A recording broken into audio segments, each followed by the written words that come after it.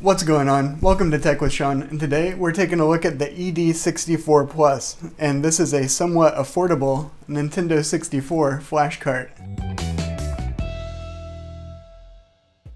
Okay, now this is like one of those kind of knockoff cartridges. It is like the older Everdrives where when you're done with the game, if it saves to the SRAM in the cartridge, you have to hold reset to do it. I'll show you about that in the video later. You can use full-size SD cards or a micro SD in an adapter. It has a regular size SD slot. There's a PAL to NTSC switch on the top depending on what type of TV you have. The back of the package shows that this has some kind of like master system type thing where you like put the cartridge in the top, but you definitely do not, and there is no cartridge slot up there. So I don't know. Let's open it up and take a look. Alright, here we go. I'm going to fire this up. This is just how it comes out of the box.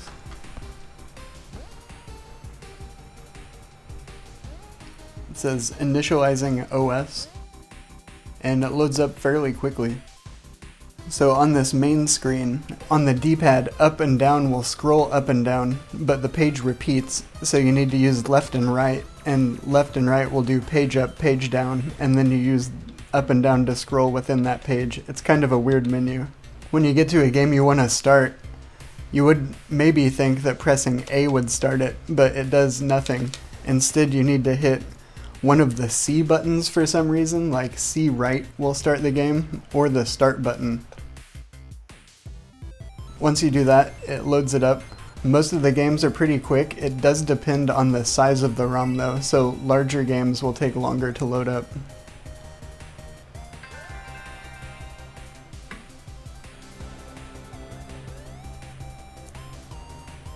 Once you're up and running, performance is pretty good from what I've seen so far.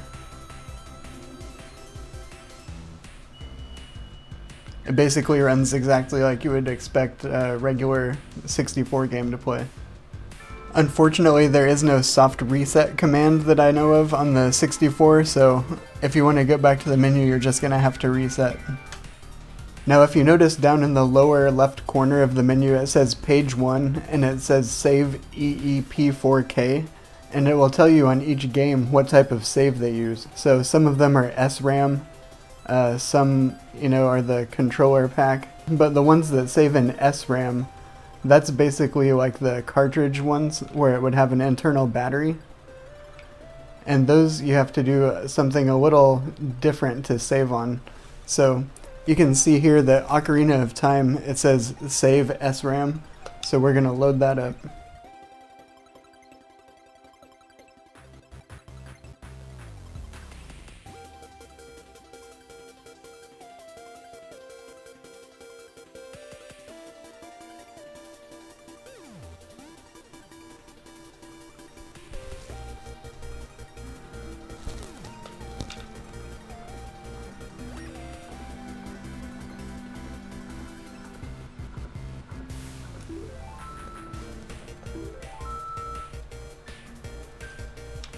Okay, now I'll make a new one to show you how this works.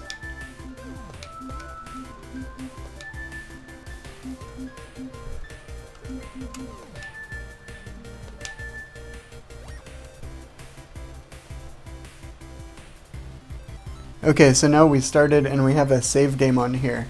But if you were to just turn the system off right now, it would not save the game. If you save onto the controller pack, it'll work fine. But on these SRAM games, there's something you need to do. So down here on the system, we're going to press reset and we're going to hold it for like 10 seconds.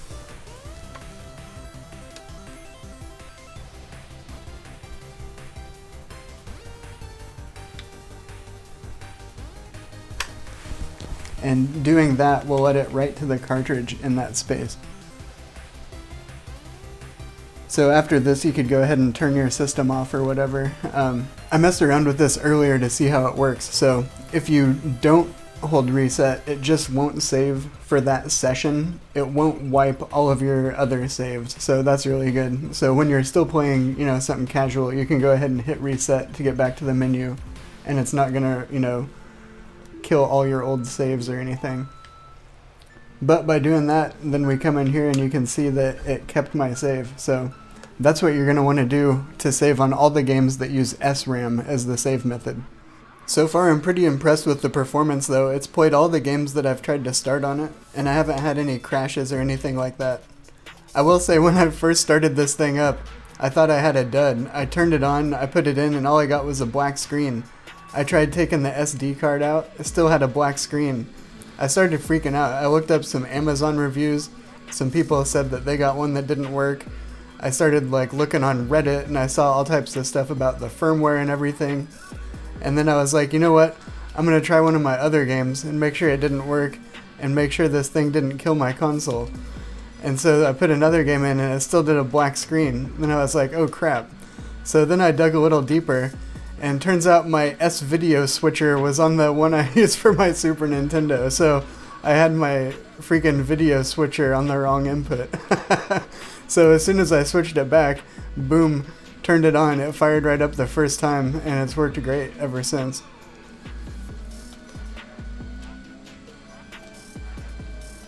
So it was 100% user error.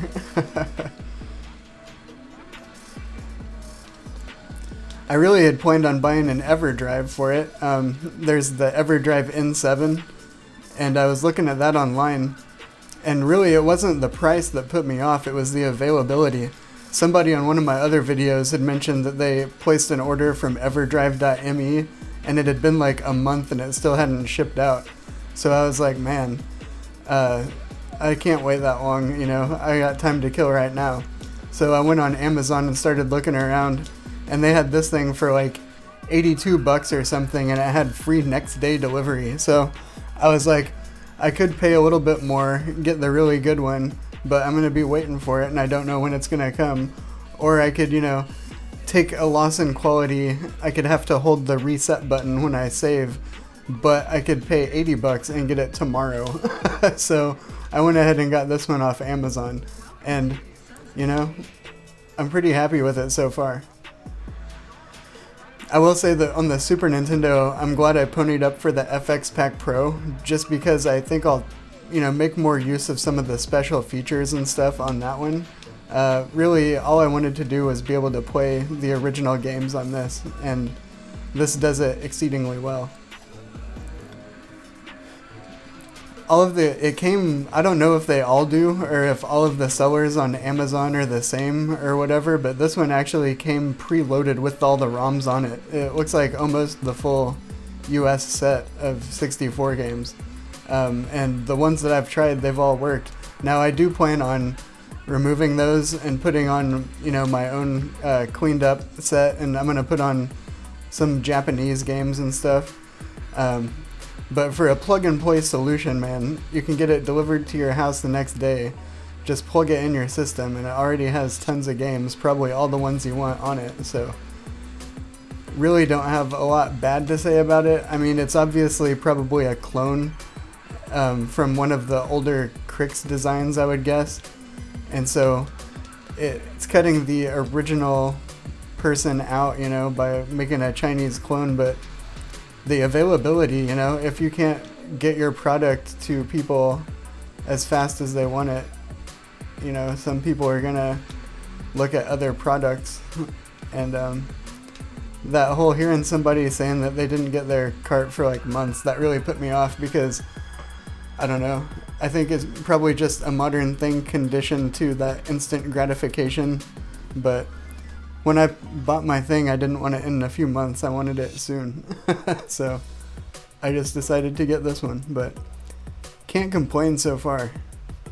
I really don't know what else I can say about it that I haven't said so far. It's not as nice as an Everdrive, but if you really just want a Flashcart to play some games and you want to spend less than $100 and you want it in your mailbox tomorrow, it's really hard to find much to complain about with this one. So that's my thoughts. If you liked this, give it a like. If you're not subscribed, make sure you subscribe to the channel, and I'll see you in the next video.